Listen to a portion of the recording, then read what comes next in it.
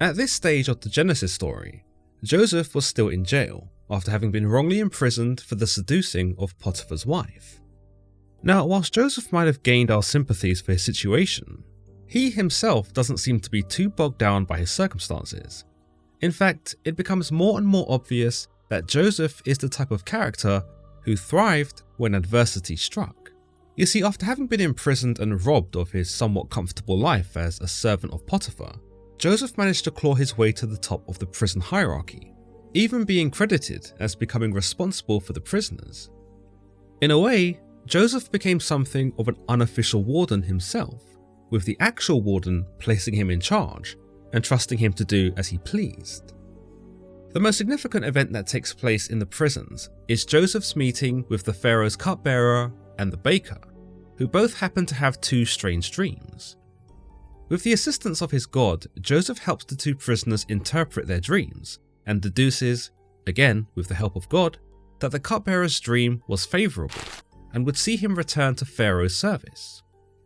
The baker's dream, however, was less favourable and would see him impaled. Everything Joseph predicted came to pass, and it would become evident that Joseph, with the assistance of his god, possessed the ability to interpret the dreams of mortals, and with this would have probably been regarded as something of a soothsayer as far as dreams went. Now, you might remember that Joseph had hoped to have been freed of his imprisonment after providing some reassurance to the cupbearer that his fate was a good one, and that he hoped and pleaded that the cupbearer would put in a good word for him once he was freed. The cupbearer agreed, but when he was freed, as Joseph predicted, the cupbearer forgot about Joseph, and Joseph was left to continue his sentence. In fact, 2 whole years would pass before Joseph would see any sort of reprievement. Chapter 40 of Genesis tells us, when 2 full years had passed, Pharaoh had a dream. He was standing by the Nile, when out of the river there came up 7 cows, sleek and fat, and they grazed amongst the reeds. After them, 7 other cows, ugly and gaunt, came up out of the Nile, and stood beside those on the riverbank. And the cows that were ugly and gaunt ate up the 7 sleek fat cows. Then Pharaoh woke up. This was the first of 2 dreams that Pharaoh would have that night, and whilst the first dream evidently left an effect on him, causing him to wake and ponder, he did manage to go back to sleep. However, his sleep was far from peaceful, as yet again he was disturbed by yet another dream, this one just as weird as the last. Chapter 40 continues, he fell asleep again and had a second dream. 7 heads of grain, healthy and good, were growing on a single stalk. After them, 7 other heads of grain sprouted, thin and scorched by the east wind. The thin heads of grain swallowed up the 7 healthy, full heads. Then Pharaoh woke up. It had been a dream. The second dream made as much sense to Pharaoh as the first dream did, and it's unlikely that he managed to actually get a decent night's sleep after this. Evidently, despite not being blessed with the dream interpretation powers of Joseph, Pharaoh still knew that there were more to these dreams that he was having, and that they were both a cause for concern. We are told in the Bible that by the next morning, Pharaoh's mind was so troubled that he sent for all the magicians and wise men of Egypt. Pharaoh told them his dreams, but no one could interpret them for him. Now the chief cupbearer, indeed that very same cupbearer who was locked in prison with Joseph, said to Pharaoh that he was reminded of his shortcomings, and that when Pharaoh was once angry with the servants, he had imprisoned him and the chief baker in the house of the captain of the guard. Each of them had a dream that same night, and each dream had a meaning of its own. He continues to tell Pharaoh that there in the house of the captain of the guard, there was a young Hebrew who was with them, and that this Hebrew, who we know was Joseph, interpreted their dreams correctly, with himself being restored to his position and the chief baker being impaled.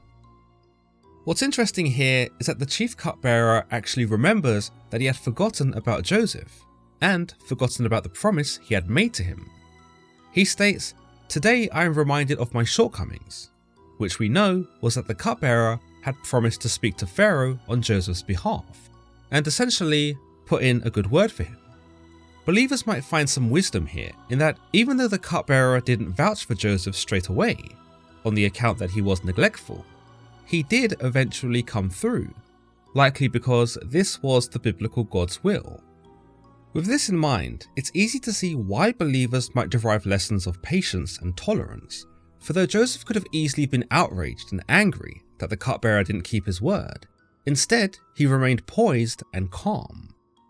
Upon hearing the cupbearer's words, Pharaoh sent for Joseph, and he was brought up from the prisons. Once he was shaved and had changed his clothes, he came before Pharaoh. Once more, believers might find more wisdom here, in that though Joseph had been beaten, betrayed, accused, and imprisoned, he did not lose faith in his God, and eventually was rewarded for his continued resilience. Pharaoh said to Joseph, "I had a dream, and no one can interpret it. But I have heard it said of you that when you hear a dream, you can interpret it." "I cannot do it," Joseph replied to Pharaoh, "but God will give Pharaoh the answer he desires." You'll notice here that Joseph has the opportunity to take all the credit for himself and frame his interpretation skills as his own. But as we've come to expect of Joseph, Joseph is honest and chooses to honor God first. By declaring, "I cannot do it, but God can," Joseph outlines that all the power comes from God, and he alone knows the answers that Pharaoh is seeking. So after acknowledging this, Pharaoh begins to explain his dream to Joseph, telling him how he was on the bank of the Nile, and how 7 cows, fat and sleek, came out to graze among the reeds. After them, 7 other cows came out, scrawny and very ugly and lean. Pharaoh remarks, "I had never seen such ugly cows in all the land of Egypt. The lean, ugly cows ate up the 7 fat cows that came up first. But even after they ate them, no one could tell that they had done so. They looked just as ugly as before." Pharaoh continued of the second dream that he had seen. "In my dream, I saw 7 heads of grain, full and good, growing on a single stalk. After them, 7 other heads sprouted, withered and thin and scorched by the east wind. The thin heads of grain swallowed up the 7 good heads." Interestingly, Pharaoh also remarks here that, "I told this to the magicians, but none of them could explain it to me." Now Joseph begins to explain to Pharaoh what the dreams mean. He tells him that in fact, both dreams are one in the same, in that they both have the same meaning, and that through both of these dreams, God has revealed what it is he is about to do. The 7 fat and healthy cows are 7 years of abundance, and the 7 full and good heads of grain are also 7 years of abundance. The 7 lean, ugly cows, however, are also 7 years, and so are the 7 withered and thin heads of grain. However, these are 7 years of famine. Joseph confirms for Pharaoh, "It is just as I said to Pharaoh. God has shown Pharaoh what he is about to do. 7 years of great abundance are coming throughout the land of Egypt, but 7 years of famine will follow them. Then all the abundance in Egypt will be forgotten, and the famine will ravage the land. The abundance in the land will not be remembered, because the famine that follows it will be so severe." The reason this dream was given to Pharaoh in 2 forms is that the matter has been firmly decided by God, and God will do it soon. So as is clear from Joseph's words, there will be 7 years of abundance in Egypt, but after that, there will be 7 years of famine. Additionally, the 7 years of famine will be so bad that the previous 7 years of abundance will be forgotten, just as the healthy fat cows were forgotten in place of the ugly lean cows, and how the full and good heads of grain were swallowed up by the thin and withered heads of grain. You might have also picked up on the urgency of Joseph's interpretation, with Joseph telling Pharaoh that God will do it soon. After interpreting the dream, Joseph recommends that Pharaoh look for a discerning and wise man to put in charge of the land of Egypt, in order to best navigate the upcoming famine. In fact, Joseph is quite specific with his recommendations, saying, "Let Pharaoh appoint commissioners over the land to take 1/5 of the harvest of Egypt during the 7 years of abundance. they should collect all the food of these good years that are coming and store up the grain under the authority of Pharaoh, to be kept in the cities for food. This food should be held in reserve for the country, to be used during the 7 years of famine that will come upon Egypt, so that the country may not be ruined by the famine. As far as Joseph was concerned, he had given Pharaoh all the knowledge he had of what was about to transpire, and considering this was knowledge from God, it was as good as the absolute truth. There was no two ways about it. A famine was going to happen, and there would indeed need to be a wise and discerning man who could navigate these troublesome times. We might also notice that despite being the one God essentially speaks through, Joseph does not advocate himself to fulfill this role, but encourages Pharaoh to pick one on his own accord. It just goes to show that Joseph wasn't trying to be anything more than God would allow him to be. He does not try to use this gift to advance his own position, and he appears to remain humble, even now, as he does that which no magician or wise man in Egypt could do. Joseph even goes above and beyond what's expected of him here. Pharaoh only told him to interpret his dreams, but Joseph proceeds to advise Pharaoh that the upcoming crisis will require precise administration. In his own wisdom, Joseph presents a solution to the famine, that they immediately begin to take 1/5 of the harvest and store it for the upcoming crisis. He also encourages Pharaoh to put in place officers that will ensure that 1/5 of the harvest was being saved, thus showing us how thorough Joseph was with this plan. With this thinking, though there would be devastation, the harm of the famine could be mitigated, and Egypt would yet be saved. Now, this plan all seemed good to Pharaoh and his officials. Considering how thorough Joseph was, how could it not be? So Pharaoh asked them, "Can we find anyone like this man, one in whom is the Spirit of God?" Obviously, Pharaoh had no one in his kingdom who was like the one Joseph had described, much less was there anyone who was the Spirit of God. So Pharaoh made the only play he knew, and perhaps the only play that was going to save Egypt from the famine. He turned to Joseph and said, "Since God has made all this known to you, there is no one so discerning and wise as you. You shall be in charge of my palace, and all my people are to submit to your orders. Only with respect to the throne will I be greater than you." This probably came as a surprise to Joseph. His luck was finally changing.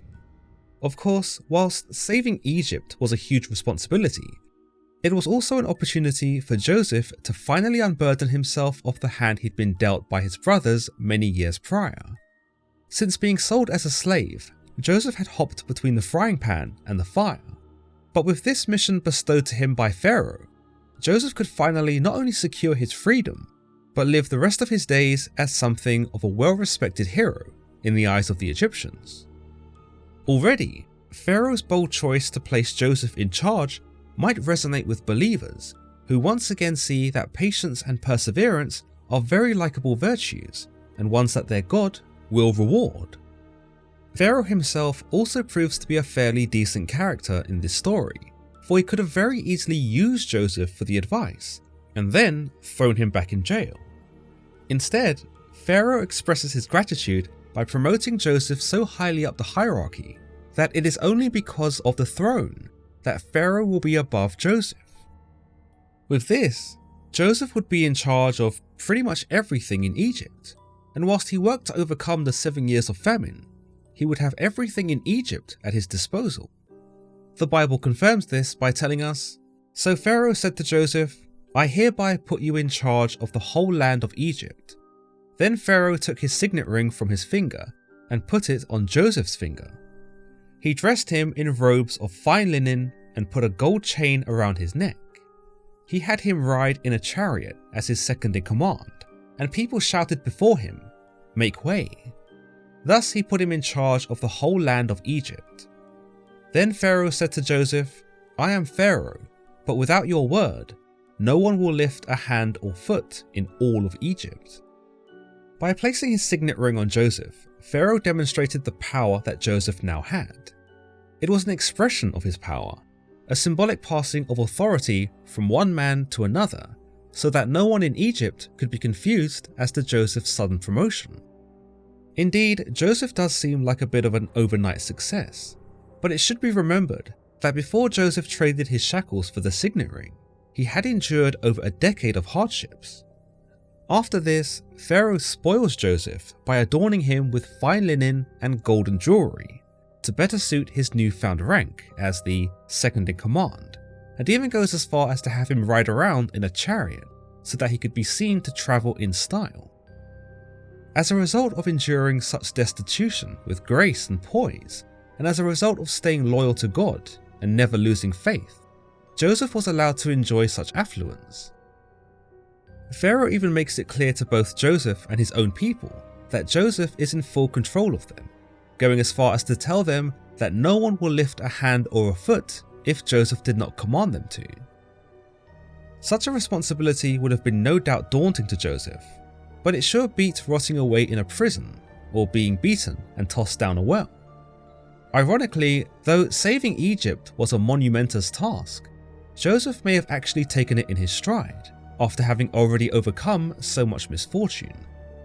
After this, Pharaoh gave Joseph the name Zaphenath-Paneah and gave him Asenath, the daughter of a priest named Potiphar, to be his wife.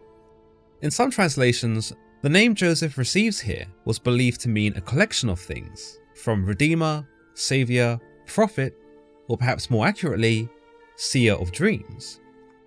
It was likely a good omen for the Egyptians to have a man with a name that literally spelled out that which he was here to do: interpret dreams and save Egypt. But it may have also been a part of Pharaoh's decision to completely redesign Joseph. He'd already upgraded his clothes, boosted him up the societal chain, and given him significant power, which effectively made him a different man from the one he was the day before. Therefore, he ought to have had a new name to better reflect this new man, who would see the entire land of Egypt through its toughest years.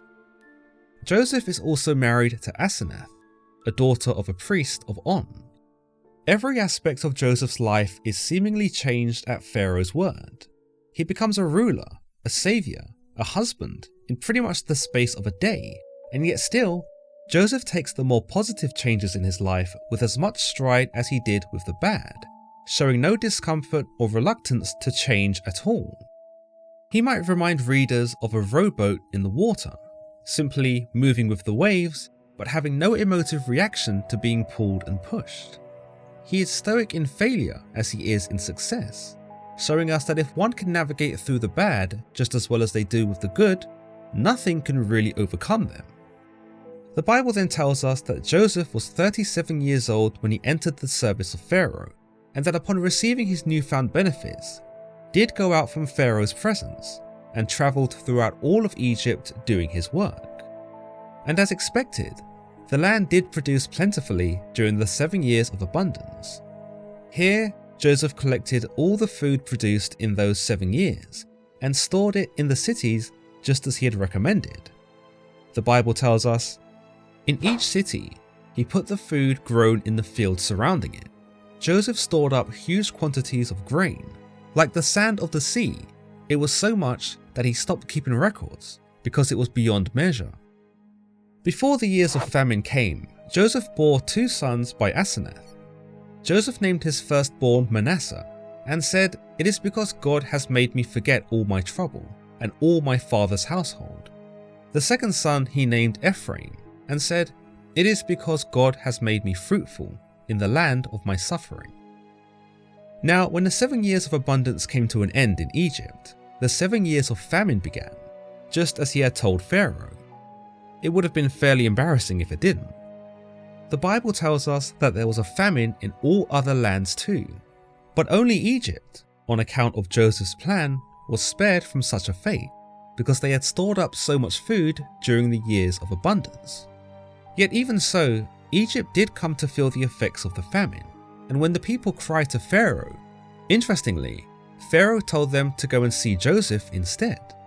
Was this a shirking of his responsibility, or was Pharaoh simply so trusting of Joseph that he knew Joseph would have the answers? At this point, it's probably the latter. Joseph had already been correct with his assessment of Egypt, and how to best counter the famine. There was therefore no reason why he would not know the answer to any other problem too. By the time the famine had spread over the whole country, Joseph did indeed have an answer for those who were still hungry. He opened all the storehouses and sold the grain he had saved to the Egyptians, for the famine soon became very severe in Egypt. The Bible tells us here that soon all the world came to Egypt to buy grain from Joseph, not just the Egyptians themselves, because the famine was everywhere in those days. It goes to show how impressive Joseph's planning was, that he was not only able to feed all of Egypt, but eventually much of the surrounding territories and the rest of the world. Joseph could have very easily closed up Egypt's borders, considering how the world had treated him, but instead, Joseph shared the provisions he had gathered with everyone and bore no ill will, not even to Canaan, who had by now all but forgotten him. Through these actions, believers may take inspiration from Joseph and derive that anything, perhaps even a famine, might be overcome through perseverance, diligence, and one's faith in a higher power. As always guys, if you've enjoyed today's episode on Biblical Stories Explained, then don't forget to leave this video a like and don't forget to subscribe for more content just like this. Until next time.